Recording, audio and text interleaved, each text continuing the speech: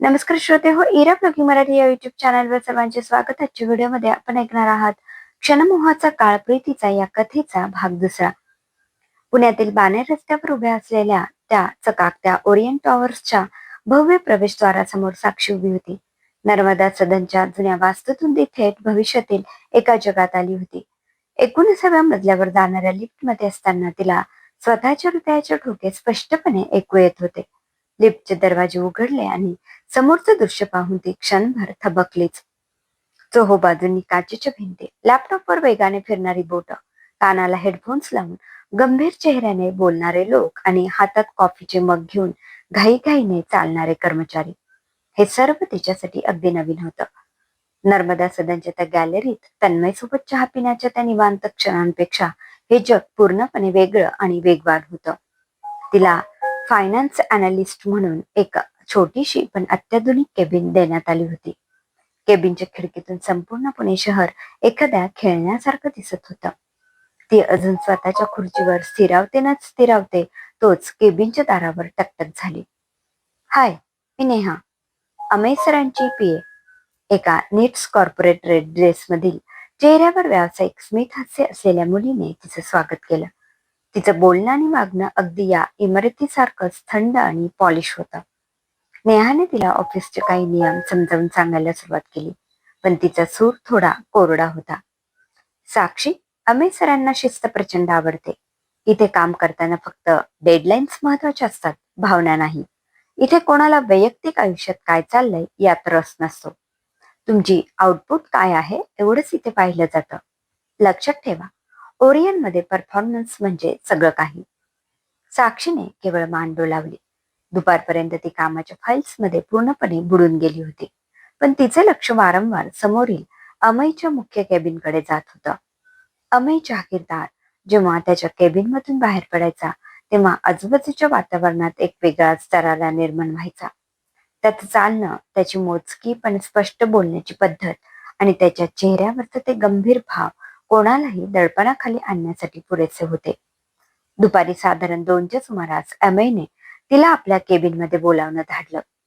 साक्षी केबिनमध्ये शिरली तेव्हा अमेय एका मोठ्या टच स्क्रीनवर काही गुंतागुंतीचे ग्राफ्स आणि आकडेमोड पाहत होता. केबिनमध्ये अवीट सुगंध देणारा एक महागडा एअर प्युरिफायर होतं. अमेयने तिच्याकडे न पाहताच म्हटलं, बसा मिस देशपांडे. त्याने रिमोटने स्क्रीनवरचे काही ग्राफ्स झूम केले. साक्षी, हे स्कायलाईन प्रोजेक्टचे फायनान्शियल प्रोजेक्ट आहेत. हा ओरियनचा पुढच्या 5 वर्षाचा सर्वात मोठा ड्रीम प्रोजेक्ट आहे.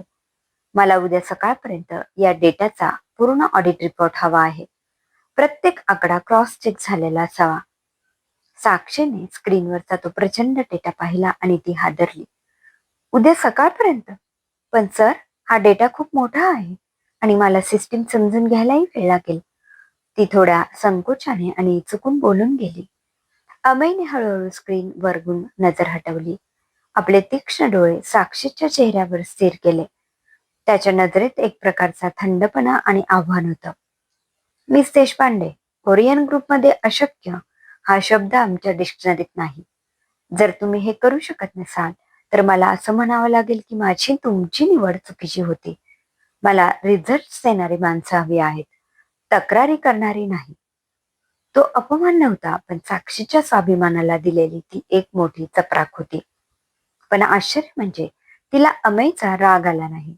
त्या क्षणी तिला अमयच्या त्या कठोरपणाचं, त्याच्या कामाप्रती असलेल्या त्या वेडाचं आणि त्याच्या परफेक्शनचं एक विलक्षण आकर्षण वाटलं. अमयच्या त्या ग्लॅमर्स आणि पॉवरफुल जगाचा ती आता भाग होती आणि तिला सिद्ध करायचं होतं की ती केवळ एक मध्यमवर्गीय मुलगी नसून एक सक्षम प्रोफेशनल आहे. ती आपल्या केबिनमध्ये परतली आणि कामाला लागली. बाहेर संध्याकाळ झाली. सूर्य मावळला आणि शहराचे दिवे चमकू लागले. पण साक्षीची नजर स्क्रीनवरून हल्ली नाही.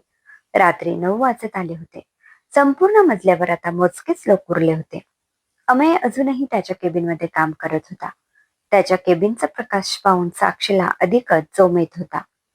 तन्मयचे 3 फोन येऊन गेले होते. त्याचे मेसेजेस पडत होते.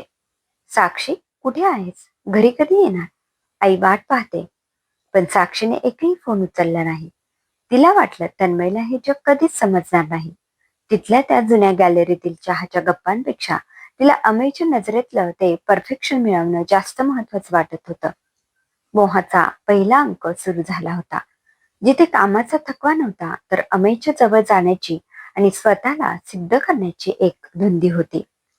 रात्रीचे 10:30 वाजून गेले होते.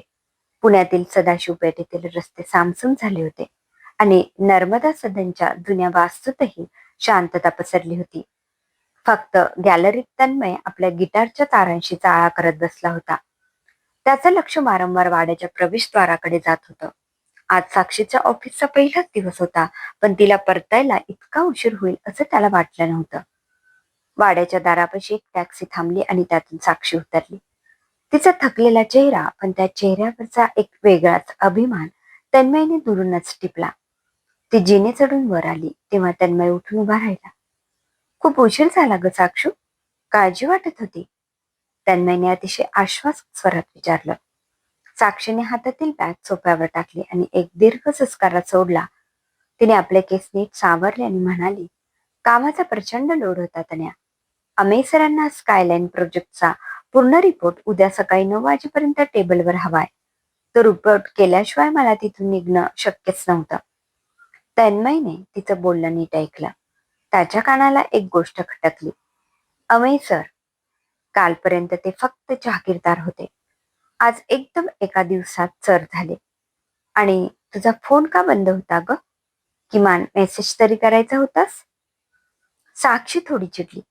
तिला तन्मयची ही साधी चौकशी आता बंधन वाटू लागली होती. अरे तन्या, अशा मोठ्या मल्टीनॅशनल ऑफिसेसमध्ये सारखं फोनवर बोलणं किंवा मेसेज करणं चांगलं दिसत नाही. तिथे प्रत्येक मिनिटाचा हिशोब द्यावा लागतो. तिथे आमचे फोन सायलेंट मोडवर असतात. तुला नाही कळणार ते कॉर्पोरेट जग कसं असतं ते. तुमचं बँकेचं ते संथ काम आणि आमचं हे हाय प्रोफाईल हायटेक काम, यात खूप फरक आहे. साक्षी नकळतपणे पण बोचऱ्या स्वरात बोलून गेली. तन्मयला ते शब्द मनाला टोचले. आजवर साक्षीने कधीही त्याच्या बँकेच्या कामाला कमी दर्जाचं लेखलं नव्हतं. त्याने स्वतःला सावरलं आणि शांतपणे म्हटलं, फरक तर नक्कीच आहे साक्षू. बँकिंगमध्ये आम्ही रोज शेकडो लोकांशी त्यांच्या अडचणींशी जोडलेलो असतो.